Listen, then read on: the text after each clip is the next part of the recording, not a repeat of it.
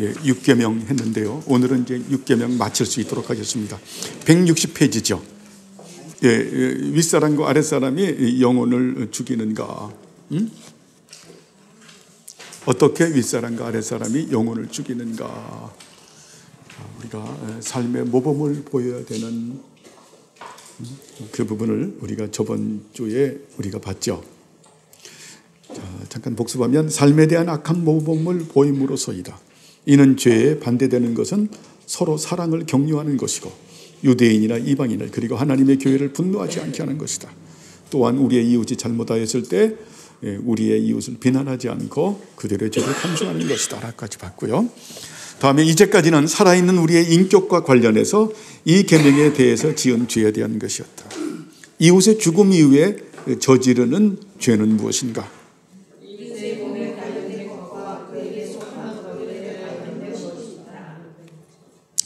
이제 이웃이 죽었을 때, 자, 이제 죽은 사람에 대하여 저지르는 죄는 뭔가 여기까지 다루고 있음을 볼 수 있습니다. 자, 이웃의 인격과 관련해서 이 계명에 대해서 지은 죄에 대한 것인데, 이제는 죽음 이후에 저지르는 죄는 무엇인가? 이것은 이웃의 몸에 관련된 것과 그에게 속한 것들에 관련된 것이다 라고 말하고 있습니다. 참 이런 부분까지 참 꼼꼼하게 잘 가리키고 있지요. 잘 적용하는. 그러면 자, 죽은 이웃의 몸과 관련된 위반은 무엇인가 라고 하는 것을 말씀합니다. 친구들과 이웃들이 생각하며 정당하게 이루어지는 장례식을 청하지 않는 것이며 적절하게 여호와 마음 없이 장례식을 예하는 것이다. 또한 우리를 적당한 기독교적인 배정하도록 주는 것은 이웃에게 이거 굉장히 중요한 거죠. 자, 친구들과 이웃들이 태만해서 정당하게 치루어지는 장례식에 참여하지 않는 것이다. 이것은 어때요? 죽은 이웃에게 범죄하는 것이다. 그리고 적절하게 애도하는 마음이 없이 장례식을 이행하는 것이다. 여기서도 아주 그 적정과 절도를 잘 가리키죠. 적절하게 애도하는 마음이 없이 그렇게 장례식을 치르는 것이다. 또한 고인을 또 여기서 또 적당한이라는 단어를 써요. 적당한 기독교적인 매장을 하도록 주문하는 것은 이웃의 인격에 속한 것이에요. 굉장히 중요한 거예요. 여러분, 이 부분은 줄을 치시길 바랍니다. 자, 사람이 죽으면 자, 육신은 땅에 묻고 그 영혼은 천국으로 가는 거죠. 그죠? 영혼은 천국에 갔기 때문에 우리 기독교의 그 장례식은 정통 우리가 신학에서의 장례식은 이렇게 죽으면 곧바로 매장하는 것을 원칙으로 삼고 있어요. 매장한다. 이미 천국 가신 거죠. 그죠? 참석원에서 그렇게 해서 그를 위해서 어때요? 뭐 사실 예배도 안 드려요. 찬송도 안 해요. 그냥 하나님께 영광 돌린 겁니다. 그 자체가 어때요? 그 죽은 영혼에게 욕보이는 행위로 보는 거예요. 그냥 그래서 신속히 그 지인들과 그 가족들이 천국 갔으니까 이렇게 신속히 매장하는 것을 원칙으로 삼아요. 그래서 죽은 자를 위해서 노래하지 않는다. 이게 적당한 기독교적인 매장을 말하는 거예요. 이것은 그런 기독교 매장 장례식에 대한 신학적 교리를 여기서 많이 파헤치지는 않지만 그런 교리의 터 위에서 말하는 겁니다. 그래서 여러분, 그 죽은 자를 위해서 기도하는 것이 합당하다고 생각합니까? 네? 그거 아니잖아요. 아니잖아요. 그래서 우리 기독교는 추도 예배도 없고 추모 예배도 드리지 않습니다. 드리지 않아요. 그냥 돌아가시면, 부모님이 돌아가시면 신속히 우리가 매장하는 것을 원칙으로 삼습니다. 이것이 우리가 전통적 교회의 바른 그런 그 장례식에 대한 교리죠. 그런데 이 부분이 조금 윤색이 많이 된 거죠, 지금은. 그래서 지금은 공시적 보편 교회들이 또 장례 문화를 만들었어요. 우리나라 같은 경우에 어떻게 해서 3일장을 치르죠. 3일장이 어디서 온 겁니까? 유교적인 사실 풍습이죠. 3일장. 3일장을 그렇게 치르는.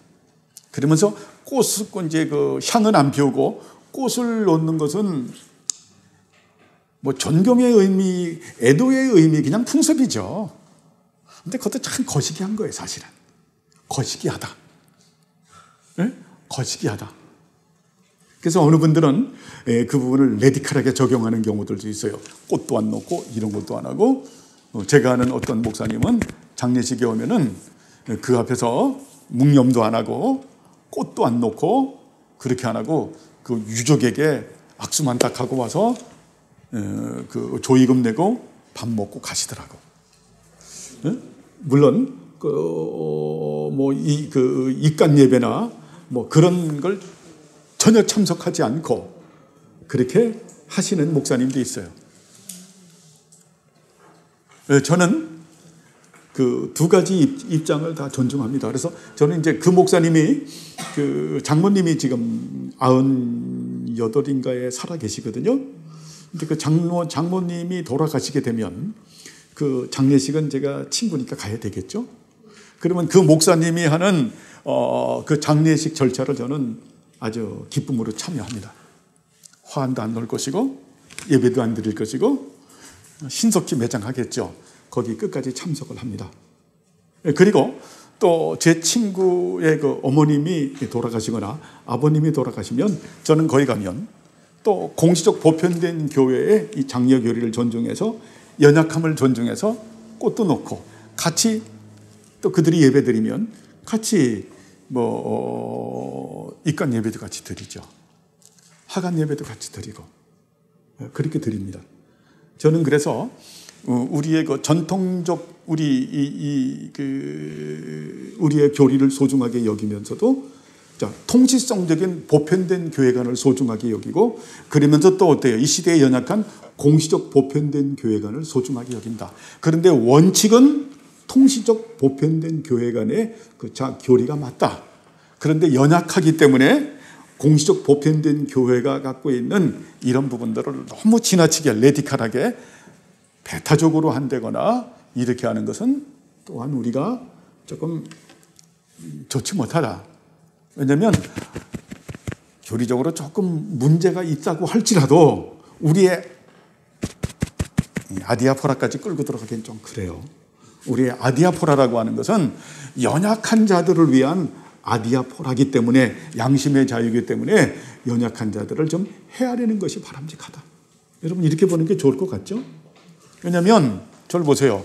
우린 이 시대에 살고 있기 때문에 우리는 통시적인 보편된 교회관을 가지고 있지만 또 어때요?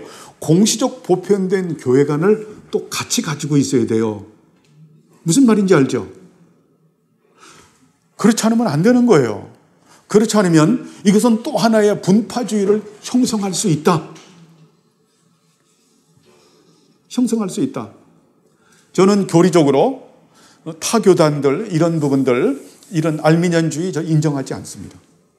인정하지 않아요. 그러나 인정하지 않는다고 해서 제 그 교단을 인정하지 않고 그 교계를 인정하지 않고 그 목사님들을 인정하지 않고 그 교단에 속해 있는 성도님들을 인정하지 않는 것은 아니에요. 그들은 우리가 더불어 함께 지어져가는 지체죠. 그죠? 이거 굉장히 어려운 거예요, 이거. 우리는 통시적인 보편된 교회관을 가지고 있지만 공시적 보편된 교회관을 무시해서는 안 된다. 그런데 우리는 그 공시적 보편된 교회관이 갖고 있는 교리를 우리는 따라가진 않는다. 그러나 이들을 최소한 존중할 줄 알아야 된다. 쉽지 않죠. 쉽지 않죠. 그러나 그렇게 하셔야 되는 거예요. 왜요? 우리가 아무리 정통신학이라고 할지라도 우리는 나그네 신학이요, 과정의 신학이요 원상의 신학이 아니기 때문에 우리는 이 부분을 조심하지 않으면 우리 스스로 우리 주명교회가 만약에 이런 부분들을 취하지 않는다고 하면 우리 주명교회는 아주 극단적인 분파주의를 형성하게 된다는 거예요. 아시겠죠? 여러분 이런 부분에 조심하면서도 그러면서도 우리는 이런 통치성적인 이런 우리는 교회 간 이 부분을 따라가는 것이 하나님 앞에 합당하다. 그죠? 그럼 그래야 사람이 싸나워지질 않아. 싸나워지질 않아요. 그래야 품을 줄 알아요. 그래야 궁율과 자비와 겸손과 온유와 오래 참음을 가지고 용서하고 용납하고 관용하고 배려하고 관대할 줄 알아요. 그렇지 못하면 아주 독선주의가 되고 바리새주의가 되는. 여러분 이런 부분들은 우리가 교회사의 흐름 가운데서 우리가 깨달을 수 있는 그런 부분이에요. 그런 부분이에요. 결코 타협이 아닌 거 여러분 아시죠? 타협이 아니다. 타협이 아니다. 존중할 줄 알아야 된다. 존중할 줄 알아야 된다. 저는 신학적인 이 부분에서 사모님하고도 제가 어떤 때는 막 얘기를 할 때 강경하게 제가 말을 해요. 이 무상적 은혜를 비판한다고 이것은 말도 안 되는 거다. 이거는 완전히 정말 큰일 난다. 맞죠? 그러나 거기까지예요. 거기까지예요. 하나님의 섭리라고 하는 이 비밀적 계획은 우리의 이성의 살릴 신학조차도 다 넘어가기 때문에 우리가 굉장히 겸손할 필요가 있다. 첫째도 겸손하고 둘째도 겸손하고 셋째도 겸손할 수 있다. 저는 그래서 이런 부분은 바빙크의 말을 따릅니다. 저도 똑같은 입장이에요. 바빙크가. 나는 장로교 목사라고 하는 것에 대한 무한한 자부심을 느낀다. 그것은 뭐냐면 성경에 가장 가까운 신학이기 때문에. 그러나 우리가 성경에 가깝다고 할지라도 이것은 과정의 신학이요, 나그네 신학이요, 모형의 신학이요, 모사의 신학이고 이거를 원형의 신학이라고는 얘기해서는 안 된다. 얼마나 여러분 균형 잡혀져 있어요. 그래서 우리는 첫째도 겸손하고 둘째도 겸손하고 셋째도 겸손한다. 그런 우리들이 되길 바랍니다. 여러분 이게 안 되면 안 돼요. 이건 근데 무진장의 노력이 필요해요. 훈련도 필요하고. 이것이 없으면 여러분 과정이라는 것을 잘 몰라요. 이것이 없으면 그냥 바리새인 되는 거예요. 그냥 바리새인들의 특징이 뭡니까? 오송을 가지고 남만 판단하고 앉아 있잖아요. 자기 자신은 재단할지도 모르고. 아니면 맨날 철학만 하는 거예요. 이성적인 게 뭡니까? 이성의 기능이 출이잖아요. 그러니까 맨날 그 철학만 하고 있고. 아니면 뭡니까? 그냥 지적 유의만, 지성을 가지고 지적 유의만 즐기는 그런 것이 돼서는 안 된다. 좀 폭넓게 정형해서 말씀을 하는 겁니다. 그래서 우리는 이 장례 문화에 대해서 이 적당한, 이 적절하게 이 부분을 여러분 잘해서 우리는 죽은 자를 위해서 기도한다거나 죽은 자를 위해서 찬송한다거나 죽은 자를 위해서 예배를 한다거나 저는 또 심지어는 당하기도 했는데 죽은 자신의 아버지의 시신을 냉동실에 저를 데려가면서 아버지의 시신에다가 안수를 해달라고 했을 때 제가 굉장히 당황한 정말 그런 부분들 이런 부분에서 우리가 그렇게 그거는 어때요? 죽은 고인을 갖다가 어때요?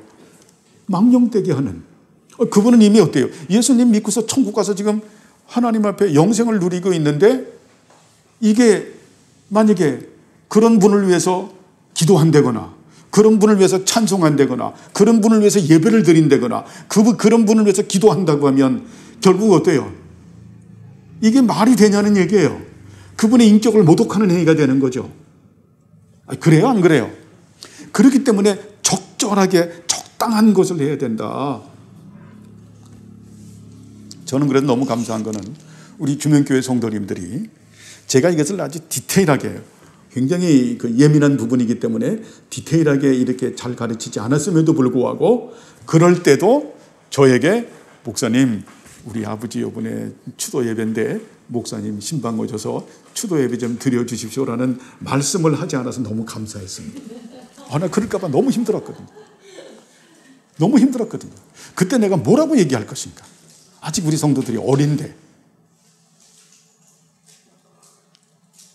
그런 부분들 여러분 부모님한테는 살아있을 때 잘하시길 바랍니다. 살아있을 때 괜시리 돌아가셨는데 천국 가셨는데 뭘 갖다 뭐 꾸미고 뭐하고 이거 정말 아주 그냥 가서 꽃 갖다 드리면 엄마가 기뻐하시겠네. 그 쓸데없는 소리들을 갖다가 자꾸 그럼 누구를 욕보이는 거예요? 그 엄마를 욕보이는 거예요. 아버지 욕보이는 거예요. 할아버지 할머니 욕보이는 거예요. 그들이 내려다보고 기뻐할 겁니까? 그거 왜 교리를 떠나서 그 자기 만족이지. 잘 말했는데 오만한 자가 어떤 자를 말하냐면 자기 만족과 자기 확신에 가득 차 있는 자를 오만한 자라고 말하는 거예요. 여러분 오만한 자들이 안 되길 바랍니다. 그래서 무지한 게 제일 위험한 거예요. 근데 이제 이 부분은 저는 이제 이제 추석이 되고 이렇게 되면은 저는 좋게 봤습니다. 성묘 가면 흩어졌던 그 형제들이 모여서 그냥 얼굴 한번 보는 걸로, 그냥 그걸로 그냥 족하는 걸로 해야 되죠, 그죠? 예? 가서 간다고 그 돌아가신 어머님이 기뻐할 겁니까? 아버님이 기뻐할 겁니까? 이번에도 제 여동생 그 남편이 석 달 아니면 한 6개월마다 지금도 저랑은 나랑 나이가 동갑인데 지금도 삼성맨입니다. 이야, 지금도 현장에서 씩씩하게 일을 해요. 그래서 3개월 아니면 6개월마다 한 번씩 가서 2주일 동안 휴가를 받는데 이번에 보니까 대전 현충원에 갔더라고요. 사진을 딱 그렇게 보내왔어요. 예? 제 여동생하고 여동생 남편하고 우리 그 여조카 둘. 그래서 사진을 딱 찍고 제가 뭐라고 할게요. 수고했어요. 거기까지 수고했어요. 그것이 우리 부모에 대한 예의를 차리는 것도 아니고, 그렇죠? 그냥 자기들이 가고 싶어서 간 거예요. 그렇죠? 또 가지 못한 것에 대한 죄책감을 느껴야 될 이유가 없는 거죠. 살아서 열심히 잘했으면 됐죠. 그죠? 천국 가셨으면 됐잖아요. 거기다 어떤 의미 부여를 하지 말아라. 여러분, 우리 기독교는 제가 말하죠. 하나님을 섬기면서 그 옆에 다른 것을 두면 그게 우상숭배다. 그 대표적인 게 일본의 크리스천들이죠. 하나님 섬기면서도 어때요? 집에 가면 뭐가 있습니까? 자기들이 섬기는 신상이 있다니까. 여러분, 그런 것을 하지 않는다. 그런 것을 하지 않는다. 그래서 우리는 통치성적인 보편된 교회의 장례 문화를 따라가면서도 어때요? 또 공시적 보편된 교회의 장례 문화를 우리는 존중한다. 그죠? 거기까지예요. 그래서 지나치게 여러분 그렇게 극단적으로 우리는 행동하지 않는다. 그게 맞죠? 그러니까 뭐든지 어려울 때는 교회법을 따라가면 돼요. 연약함을 우리가 조금 우리가 간과하면 안 되죠. 너무 지나치게 무시하면 바람직하지 못하다. 그렇잖아요. 자, 그러면 두 번째는 죽은 이웃에게 속해 있는 소유물과 관련하여 행하는 위반은 무엇인가?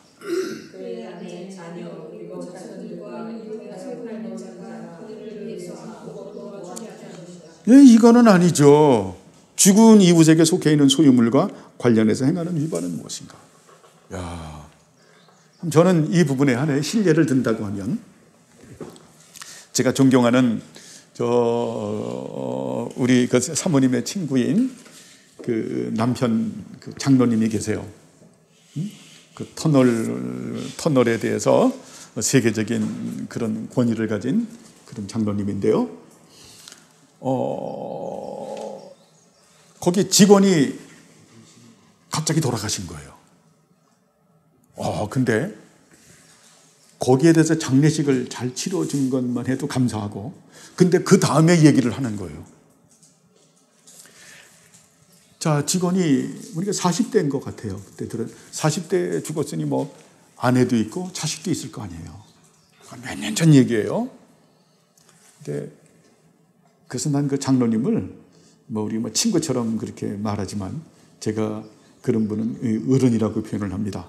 그래서 그 장로님, 그 어른께서는 그런 분들은 어른이라는 칭호를 받는 게 마땅할 것 같아요.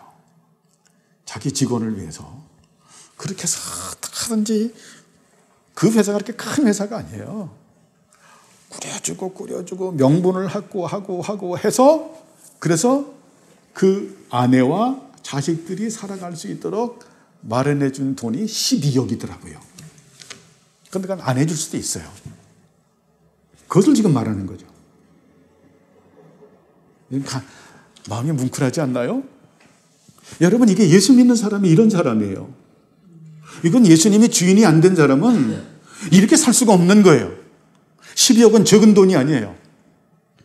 자기가 내려놓는 거예요. 포기하는 거예요. 내 직원이 이렇게 요절을 했는데 그 아내하고 자식들은 얼마나 힘들까. 이들이 살아가려고 하면 내가 하나님 앞에서 해야 될 일이 무엇인가. 여러분, 스기야라 대사 기억납니까? 제가 몇 번 얘기했잖아요.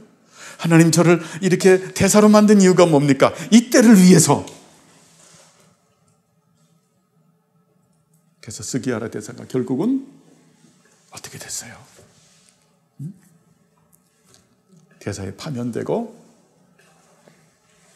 다시 일본 불러 들어가서 시골로 자기 고향으로 가서 문구점을 하다가 두 부분이 가난하게 살다가 인생을 마치는 그 부분에 대해서 기자가 취재를 하려고 하니까 그렇게 대사까지 지낸 분이 마지막 말년이 어땠습니까? 아들이 말을 하죠. 문구점을 하면서 어머님, 아버님은 가난하고 소박하게 살다가 인생을 그게 얼마나 슬픕니까? 아닙니다. 저는 너무 기쁩니다. 왜냐하면 우리 아버님과 어머님은 하나님의 말씀에 순종하는 것을 삶의 기쁨으로 여기고 살았기 때문에 그분들처럼 행복한 분이 없었습니다. 그걸 말하는 거죠. 여러분, 이것은 인간의 힘으로 되는 게 아니죠. 이게 진짜 예수 믿는 사람들이죠. 아까 장로님도 갈라디아서 2장 20절 말했는데, 내가 죽고 주님이 내 안에 살고 내가 사는 것은 주님을 위해서 사는 것이다. 중생자의 삶을 가리키는 거거든요. 이 중생이 여러분 이게 보통 은혜가 아닌 거예요.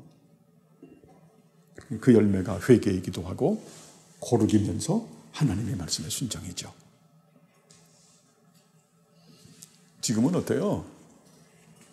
남편이 그렇게 순직을 했음에도 불구하고 그것을 갖다가 어때요?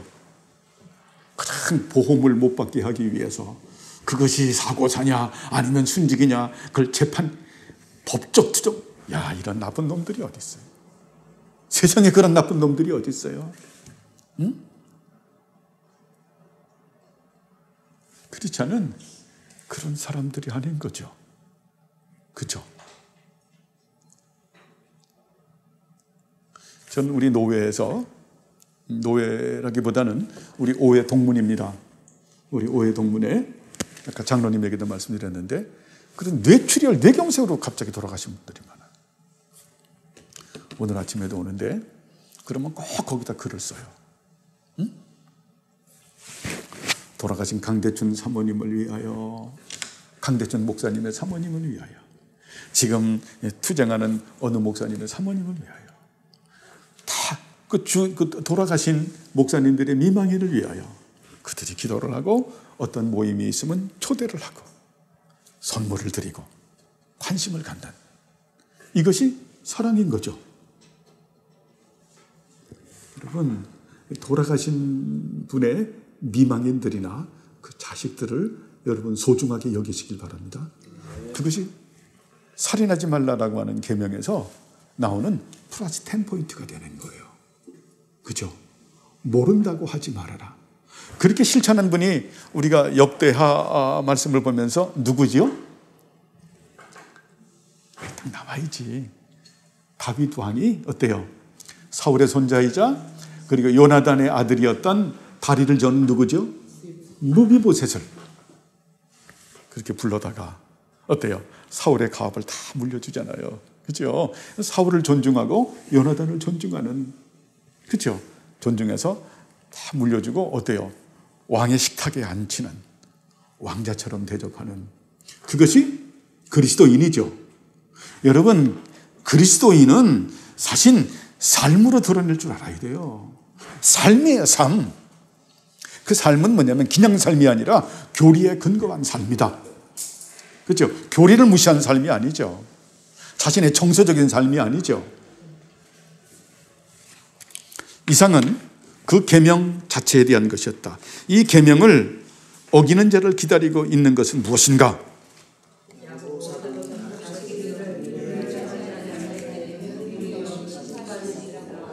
그렇죠. 궁휼히 여기지 않는 자에게는 궁휼없는 심판이 있으리라. 여러분 절 보세요. 왜 우리가 궁휼히 여깁니까? 왜 불쌍히 여깁니까? 왜냐하면 내가 궁휼의 은총을 받았기 때문에, 하나님이 나를 불쌍히 여기는 그 은총을 받았기 때문에 그 은총을 받은 나는 어때요? 당연히 그분의 궁휼을 드러내는 거죠. 그게 1만 달란트와 100달란트가 그런 거죠. 1만 달란트가 몇십억에 되는 돈을 갖다가 탕감해 줬는데 100데나리온 약 한 1,000만 원이에요. 그게 우리들이라고 하는 겁니다. 그래서 이 궁휼을 행하지 않는 자는 궁휼 없는 심판이 있을 것이다. 그렇죠? 이 궁휼이라고 하는 것은 자비죠. 여러분, 자비. 이 자비라고 하는 것은, 자, 우리가 하나님의 속성, 하나님의 이중지식으로 말한다고 하면 어때요? 하나님은 선하신 분이시다. 이게 그 삼위일체 하나님이죠. 선은 어때요? 영혼에서 나오잖아요. 선하신 분이시다. 그리고 선에서 뭐가 나옵니까? 인자가 나오는 거죠. 그렇죠? 토부에서 헤세드가 나오잖아요. 그래서 아버지께서 아드님을 낳으신 거잖아요. 그리고 토부와, 절 보세요. 토부와 헤세드에서 나오는 게 뭡니까? 그게 라햄밈이죠. 자비예요. 이런 속성을 여러분, 지금 우리가 이제는 그동안 하나님의 속성을 공부했는데 이런 속성들을 여러분 연결시킬 줄 알아야 돼요, 이제. 그래서 조금씩 여러분들에게 말씀드리는 거예요. 옛날부터 이걸 딱 얘기하면 질려가지고, 아우, 나 하나도 모르겠어. 이 뭔 말이야, 저 말이. 이제는 어때요? 이제는 할 때가 됐으니까. 그런 의미에서 하나님의 속성 23가지를 한번 해볼까요? 자, 하나님의 속성은 단일하시고, 무한하시고, 영원하시고, 불변하시다. 다음에 초월, 절대, 완전, 불변, 무오, 편재성, 전지성, 전능성, 자충적성, 불가해성, 거룩, 성결, 의로움, 선함, 은혜, 사랑, 자비, 궁휼. 그죠? 이런 거는 머릿속에 딱 넣어놔서 이제는 어때요? 이 모든 속성을 하나님은 하나로 가지고 계시기 때문에 단일하신 분이시다. 이것을 그래서 어때요? 단일성, 이것 때문에 세상엔 이렇게 단일하신 분이 없죠. 그래서 카도시라고 하는 거룩을 여기다 붙이는 거예요. 그런데 여기에 제일 중요한 속성이 영원성이죠. 영원성. 영원성이라고 하는 것은 어때요? 하나님은 영이시다라고 하는. 그래서 우리가 하나님을 말할 때 존재 양식은 하나님은 영원하신 분이, 자, 무한하신 분이시고, 그리고 영이시고 삼위일체 하나님이시다. 그래서 이 영원성이라고 하는 것이 토부를 말하는 거예요. 영원성. 영원에서 그 토부에서, 자, 토부에서 헤세드가 나오는 거예요. 이 두 가지에서 나오는 게 라햄밈, 궁휼이 나오는 거죠. 그러니까 어때요? 우리는 이거를 더 이제 이런 속성에서 교리신학적으로 해석을 해봤는데 이거를 좀 더 우리가 적용하면 어때요?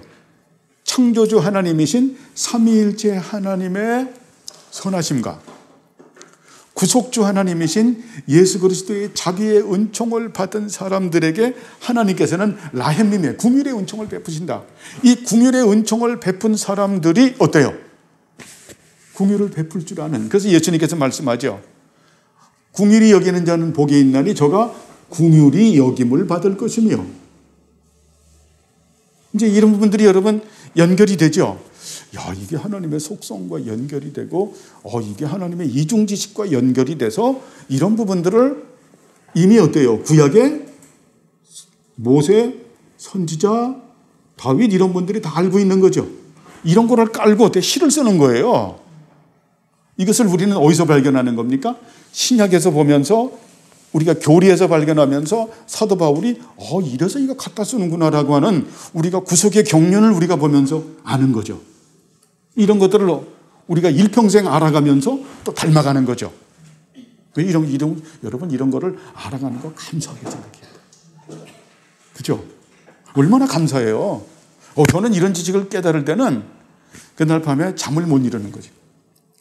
누워서도 계속 하나님의 선하심, 토부, 헤세드, 라헬림 자면서 훌쩍거리기도 하고 잠을 못, 이 가슴이 마치 새 가슴처럼 콩탕콩탕 뛰는 거예요. 그분의 사랑에. 예? 그러면서 나오는 게 회개더라고요. 그러면서 나오는 게 회개가 되고, 하나님의 표정은 뭡니까? 이런 큰 사랑을, 하나님 이런 분이신데 제가 무지했습니다. 제가 게을렀습니다. 그렇게 할 수밖에 없는, 그죠?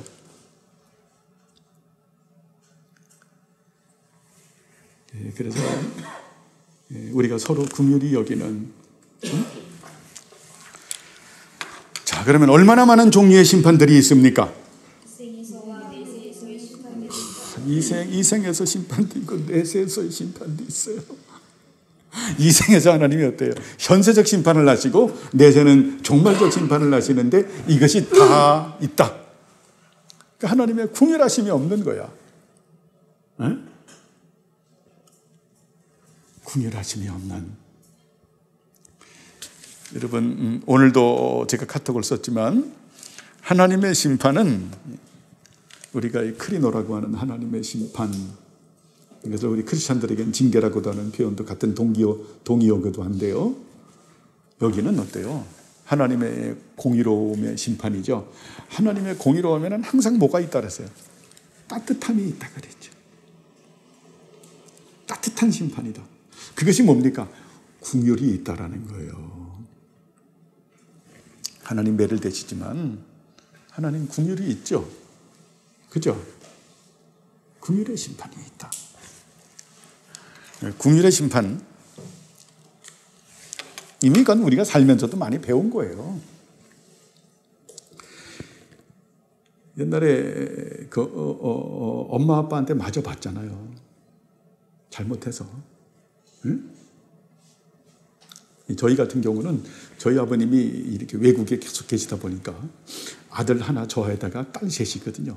저희 어머님이 스트레스를 굉장히 많이 받으신 것 같아요. 하나가 잘못하면 넷이 다 맞아. 이야, 그중에서 제일 많이 맞는 게 여동생 때문에 저까지 두들겨 맞는 거예요. 참 진짜. 또 저희 어머니 빗자루 뭉댕이 갖고 때리더라고요. 그 빗자루 뭉댕이가 또 그 당시에는 그 박달나무 돼가지고 얼마나 그게 아파요. 그렇게 하고 난 다음에는 어때요? 엄마가 꼭 타작하고 나서는 맛있는 음식을 해주죠. 그렇게 얻어맞고 나서 더 맛있는 거 해주면 헤 하고. 그게 긍휼이에요, 여러분. 이미 우리는 그런 걸 겪어보면서 살았지, 그죠? 응? 시큰 얻어맞고 나서 그래, 예전에 제일 맛있는 게 뭡니까? 중국집 가자. 입이 이만큼 벌어지는 거죠. 탕수육까지 있다 그러면은 이제 기뻐 뛰는 거죠. 예전에 그랬다라고 하는 거. 지금 애들은 안 그러지만 하나님은, 하나님의 공의는 따뜻한 공이다. 긍휼.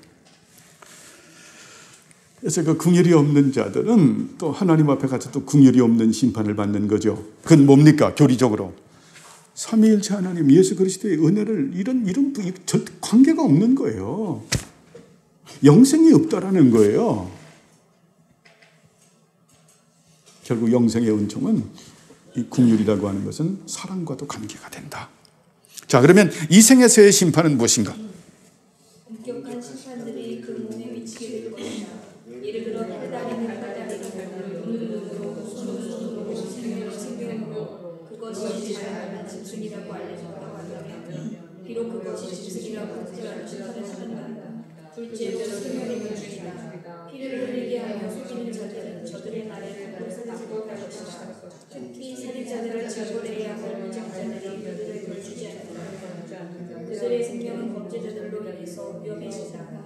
예를 들어 야하오니 베나다는 떡과 또한 바가시 피를 흘리는 좋아하는 사람을 없어 그들을 징벌하지 않는 것으로 인하여 과거의 징벌을 당하는 것이다. 또한 하나님은 살해당한 자의 피를 살인자 자신에게 복수할 뿐만 아니라 치료할 수 없는 질병으로 살인자의 자손과 후대에게까지 복수하시겠다고 여기셨다. 아멘. 자, 이 생에서의 심판은 어때요? 하나님께서 반드시 심판하시는데 이거는 그 첫 번째 심판은 팔다리는 팔다리로, 눈은 눈으로, 손은 손으로, 생명은 생명으로. 이것은 뭘 말하는 겁니까? 법적 심판을 말하는 거죠. 그죠? 이제 이것은 개인적 보복을 말하는 것이 아니죠. 이 생에서의 심판은 반드시 법적 심판을 받는다. 두 번째가 어때요? 생명의 단축이다. 이제 이런 부분들이 절대적인 것은 또 아니죠. 자, 여기에 대해서 절대적인 부분이 아닌 것에 대한 우리가 많은 질문들이 있어요. 그렇게 야멸차고 그렇게 못됐는데 잘 먹고 잘 살고 아주 그냥 많잖아요, 그런 사람들. 그죠? 아주 그냥 의로운 자들은 그렇게 빨리 죽는데 요건 그냥 아주 진짜 꽃무실처럼 참 그렇게 고래심줄처럼 오래도 살죠. 못 됐는데 그 이유가 뭘까요? 이걸 두 가지로 말을 합니다. 첫 번째는 하나님의 자비하심인데 회개할 기회를 주는 거예요. 내가 너 심판하지 않은 네가 잘못함에도 불구하고 내가 너 죽이지 않고 두는 거는 회개할 기회를 주는 거니까 회개해라라고 하는 거 하나님의 자비입니다. 또 한 가지는 뭐냐면은 나중에 하나님의 심판대 앞에서 핑계하지 못하는 증거를 갖다가 하나님께서 쌓아놓으시기 위함이에요. 양면적 의미를 가지고 있음을 우리가 봐야 되겠죠. 그죠? 자, 그리고 마지막 여기에 보면 하나님은 살해당한 자의 피를 자신에게 보복하실 뿐만 아니라 치료할 수 없는 질병으로 살인자의 자손과 후대까지 복수하시고, 이것도 잘 해석을 해야 돼요. 첫 번째는 동해보복법을 얘기한 거죠. 눈에는 눈, 손에는 손. 근데 동해보복법은 개인 보복법이 아니라고 말씀했죠. 이것은 법정에서의 체다카와 미슈파트의 법이에요. 그래서 요새는 동해보복법이 잘 이루어지지 않는, 그 동해보복법을 요즘엔 올바로 실행하면 그 동해보복법을 실행한 자를 또 처벌하는 이상한 법이 생긴 거죠. 그래서 요새 어때요? 판사들이 바른 동해보복법 제도를 갖다가 잘 이행하지 못하는, 요새 아주 이상한 그런, 그래서 판세라고 하는 별명까지 있어지게 되는. 그러나 분명한 것은 하나님께서는 심판하신다. 동해보복법으로. 두 번째는 어때요? 생명의 단축이다. 자, 그런데 생명의 단축이 제대로 되지 않는 경우가 있다. 그것은 회개할 기회와 하나님께서 그 심판의 증거를 쌓아두기 위함이다. 자, 그러면서 그 살인자의 자손과 후대까지 하나님이 복수하신다. 이것도 잘 알아야 돼요. 자, 아버지의 이가 시다고 해서 아들의 이까지 시지 않다. 중요하잖아요. 아버지의 죄가 아들에게 대물리면 안 되죠. 그죠? 아버지가 죄진 건 아버지가 끝내야 돼요. 아들이 죄진 건 아들이 끝내야 돼요. 자, 그런데 여기서 자, 살인자의 자손과 후대까지 복수하겠다라고 하는 이 말은 뭐냐면은 그 아버지와 할아버지와 예를 들어서 아버지의 죄를 그대로 물려받고 자신도 아버지처럼 사는 거예요. 그러면 하나님께서 어때요? 그거를 보고 복수하겠다라고 하는 거죠. 아버지, 할아버지를 반면 교사로 삼고 나는 그렇게 살지 않겠다라고 하고 그 죄악을 끊어버리고 살면은 어때요? 하나님께서 아버지의 죄를 자식에게 안 묻죠. 이거 잘 알아야 돼요. 이걸 모르면 그래서 가계에 흐르는 저주를 끊어라라고 하는 그 책, 그게 여러분 거짓교리거든요. 가계에 무슨 저주가 흐릅니까? 가계에 무슨 저주가 흘러? 성경을 교리를 오해한. 자, 할아버지가 음란해, 아버지가 음란해, 근데 자식이 음란해, 손주가 음란해. 그러면 어때요? 하나님께서 자, 아니면 탐욕스러워. 그럼 거기에 대해서 하나님 징계하세요. 계속. 그걸 말하는 거죠. 그러나 그것을 끊어버리게 되면 없는 거죠. 그건 저주를 끊는 것도 아니죠. 왜? 예수 믿고 회개의 열매를 맺고 하나님의 형상으로 빚어져서 하나님을 영화롭게 하면 하나님께서는 은혜를 베풀어 주시죠. 이런 부분들을 우리가 알아야 된다. 조상이 내가 믿는 집안이 아닌 불신자의 집안에서 태어났고 내게 불의한 부모가 있어서 나에게도 어떤 저주가 임할 수 있는 이런 건 여러분 개의치 않길 바랍니다. 그거 거짓교리예요. 거짓교리다. 그러나 조심할 필요는 있다.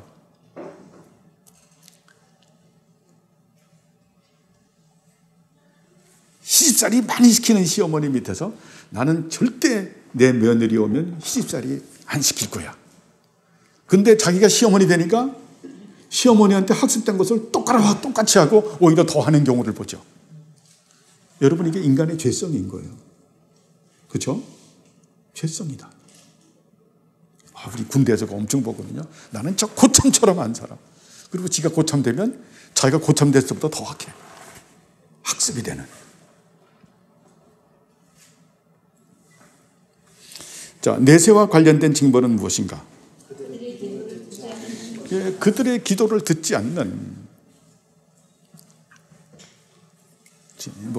이제 구원받지 못하는 부분도 있지만 그들의 기도를 듣지 않죠. 그죠? 예수님 말씀하잖아요. 우리의 죄를 용서해 주신 것처럼 우리의 죄를 사해해 주시고. 자, 긍휼을 베푸는 자들에게 하나님께서 어때요? 긍휼을 베푸시죠.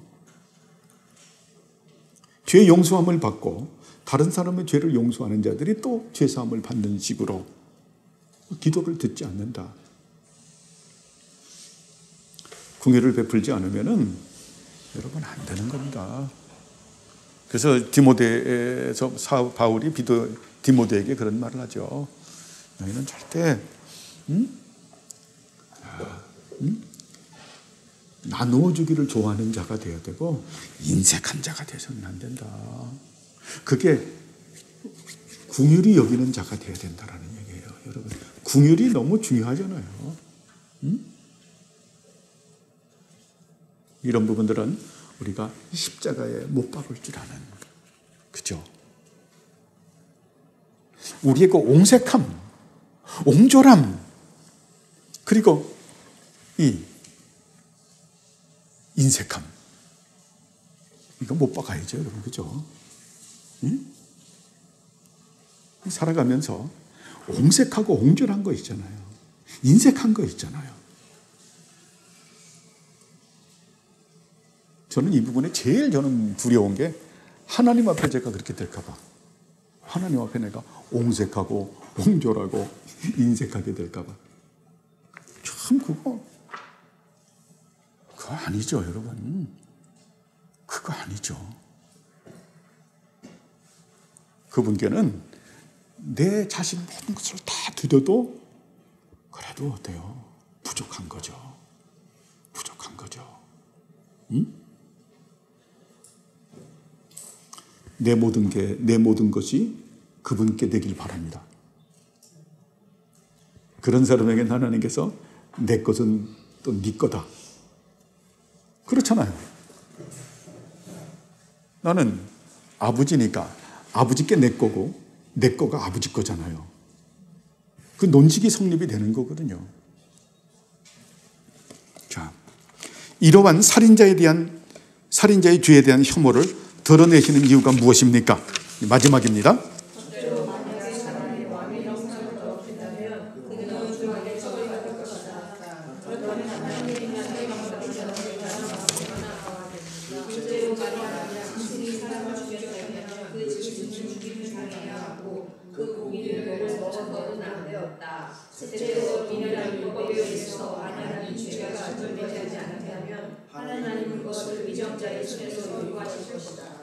예, 여기서 결국은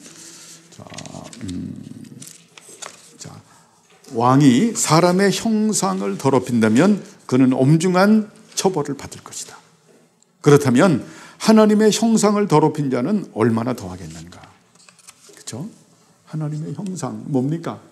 참 지식과 의로움과 거룩함을 말하는 거죠. 자, 그리고 둘째로 짐승이 사람을 죽였다면 그 짐승은 죽임을 당해야 하고 그 고기를 먹어서는 안 되었다. 셋째로 동일한 율법에 의해서 만약에 이 죄가 징벌되지 않는다면 하나님은 그 위정자의 손에서 요구할 것이다. 결국은 어때요? 체다카와 미슈파트를 올바로 세워야 된다라고 하는 겁니다. 우리가 정의와 공의를 올바로 세워나가야 된다라고 하는 거죠. 그죠? 살인하지 말라라고 하는 이런 부분에는 이러한 의미가 있다. 즉 우리는 어때요? 참 지식과 의로움과 거룩함으로 살아야 되고, 특별히 사람은 어때요? 하나님의 형상인 참 지식과 의로움과 거룩함으로 만들어져 있기 때문에 우리가 사람의 영혼을 소중하게 여겨야 되겠고, 그런 사람의 소중한 영혼을 그렇게 해했다고 하면 거기에 대해서는 어때요? 바른 정당한 처벌이 있어야 된다. 바로 체다카와 미슈파트의 처벌이 있어서, 그래서 어때요? 이 세상이 그런 질서를 가지고 있는 그러한 공동체가 돼야 되고 그런 사회가 형성이 돼야 되겠죠. 이제 이런 살인하지 말라라고 하는 이 부분을 가지고 토마스 카트라이트 선생님은 이제 하나님의 나라라고 하는 큰 부분을 여기서 이야기하고 있는 여기서 말하는 하나님의 나라는 우리가 말하는 하나님의 나라, 은혜의 왕국인 말하고 또 어미의 왕국인 세상을 다 포괄해서, 자, 여기서 반드시 그 분자인 하나님의 형상대로 창조함을 입은 사람들은 소중하게 여겨야 되겠고, 그 사람들의 소중하게 그 영혼들이 잘 유지보존되려고 하면 체다카와 미슈파트가 세워져야 된다라고 하는 부분으로 결론 짓고 있음을 볼 수 있죠. 그죠? 여러분, 그래서 결국은 체다카와 미슈파트라고 하는 이거는 사실은 사랑의 법인 거죠. 여러분, 그게 사랑의 법인 거예요. 하나님의 의로우신 법이고. 참 보면 참 이 토마스 카트라이트의 이 내용이 쉽지를 않아요. 그렇지만 이 부분들을 우리가 묵상을 하면서 그러면서 우리가 깨닫고 이 진리대로 살아가기를 바랍니다.